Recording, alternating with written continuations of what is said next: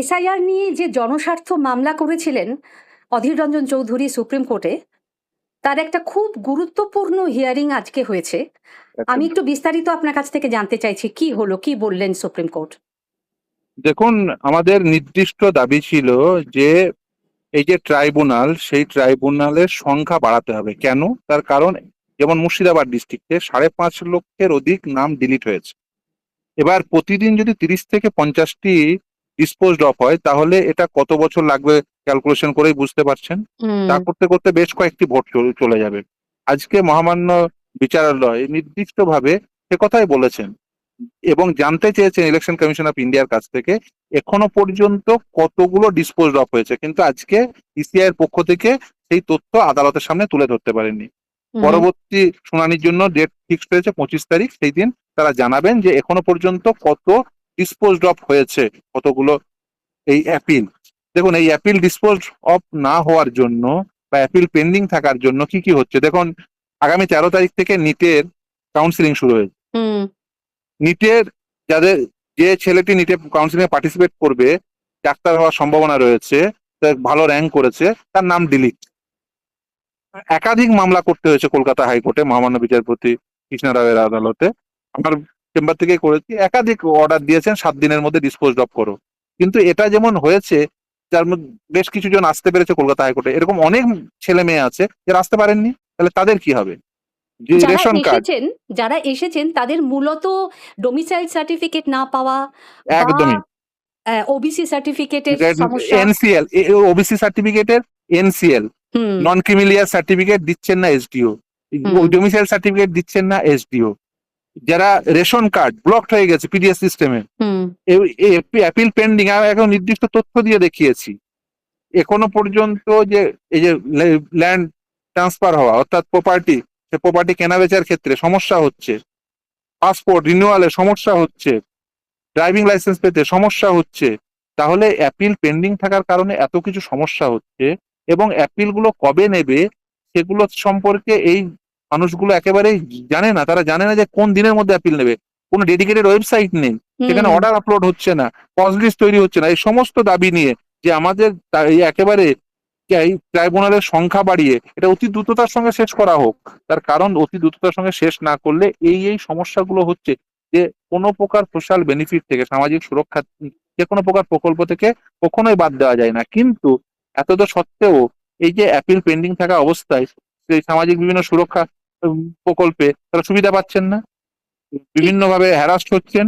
আমরা পরের দিন তথ্য পাবো, আশা করব যে সেই তথ্যের উপর ভিত্তি করে আদালত তার পরবর্তী রায় নির্দেশ দেবেন। কিন্তু আমাদের প্রত্যেকের প্রত্যাশা যাতে দ্রুততার সঙ্গে এই এসআইআর অ্যাপিল গুলো ডিসপোজ অফ হয়ে গিয়ে যারা প্রকৃত ভোটার তাদের নাম আবার ইনক্লুড হয়। সেটা যদি না হয় তাহলে এই মানুষগুলোর সঙ্গে অন্যায় করা হবে।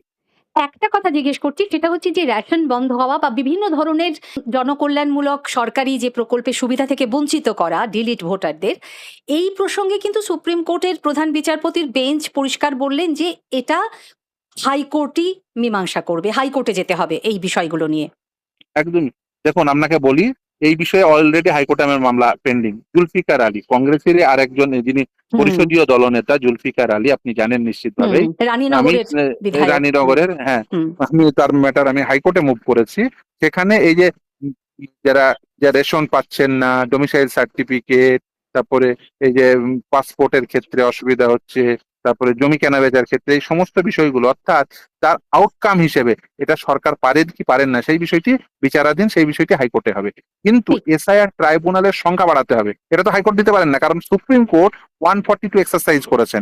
যে সুপ্রিম কোর্ট এই ট্রাইব্যুনালের সংখ্যা ঠিক করেছেন, ফলে এটা 142 এক্সারসাইজ করার ক্ষমতা একমাত্র সুপ্রিম কোর্টের, হাইকোর্টের নেই। ফলে এসআইআর ট্রাইব্যুনাল সংক্রান্ত বিষয়, ট্রাইব্যুনালের সংখ্যা বাড়াতে হবে, ট্রাইব্যুনালকে ব্লক স্তরে আনতে হবে, ট্রাইব্যুনালের প্রতি যে নির্দেশ সেটা কিন্তু কলকাতা হাইকোর্ট দিতে পারেন না। তার কারণ এটা সুপ্রিম কোর্ট 142 এক্সারসাইজ করে প্রথমবার জুডিশিয়াল অফিসার অ্যাপয়েন্ট করেছিলেন, তারপরে 142 এক্সারসাইজ করে ট্রাইব্যুনাল তৈরি করেছে। কিন্তু একটা বিষয় যেটা সুপ্রিম কোর্ট পরিষ্কার বললেন যে আমাদের সংখ্যাটা জানান, এ পর্যন্ত কতজনের বিষয়টি নিষ্পত্তি হয়েছে ট্রাইব্যুনালে। তার পাশাপাশি এটাও বললেন যে আমরা কোনো সময়সীমা বেঁধে দিতে পারবো না যে এই সময়ের মধ্যে আবেদনের নিষ্পত্তি করতে হবে। হ্যাঁ, তার যথেষ্ট কারণ আছে, এবং সুপ্রিম কোর্ট কোনো বিষয়েই দেন না। তার কারণ কখনোই বলা যায় না যে কোন বিচার কতক্ষণ সময় লাগবে। ঠিক। টাইম বাউন্ড ম্যানারে কখনোই বিচার হয় না। এটা যেমন ঠিক, সেরকম এটাও ঠিক যে এই মানুষগুলোর যে তাদের যে ভোটিং রাইট, সেটা একটি অতি গুরুত্বপূর্ণ স্ট্যাটুটরি রাইট। কিন্তু সেই হুম। স্ট্যাটুটরি রাইট ইনফ্রিঞ্জ হলে যেটা হবে সেটা হচ্ছে ডেমোক্রেসি দুর্বল হবে। তার কারণ এই স্ট্যাটুটরি রাইটের আউটকাম হচ্ছে ডেমোক্রেটিক এক্সারসাইজ। তার কারণ মানুষ ভোট দিয়ে সরকার নির্বাচন করে, সেই সরকার পলিসি ডিসিশন নেন যে আগামী 5 বছরের জন্য দেশ তথা রাজ্য কিভাবে চলবে। বিধানসভা ভোট হলে রাজ্য, লোকসভা ভোট হলে দেশ।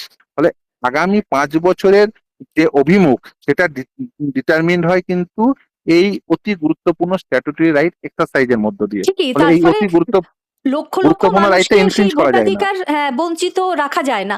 কিন্তু আপনার কি মনে হয় যে নেক্সট হিয়ারিং এ যদি দেখা যায় যে সংখ্যাটা, অর্থাৎ ট্রাইব্যুনালে যত কেস এ পর্যন্ত রিজলভড হয়েছে সেই সংখ্যাটা খুবই কম, এত লক্ষ মানে 27 বা 34 লক্ষ মানুষের আবেদন বিবেচনাধীন, সেক্ষেত্রে কি ট্রাইব্যুনালের সংখ্যা বাড়ানোর একটা নির্দেশ দিতে পারে সুপ্রিম কোর্ট?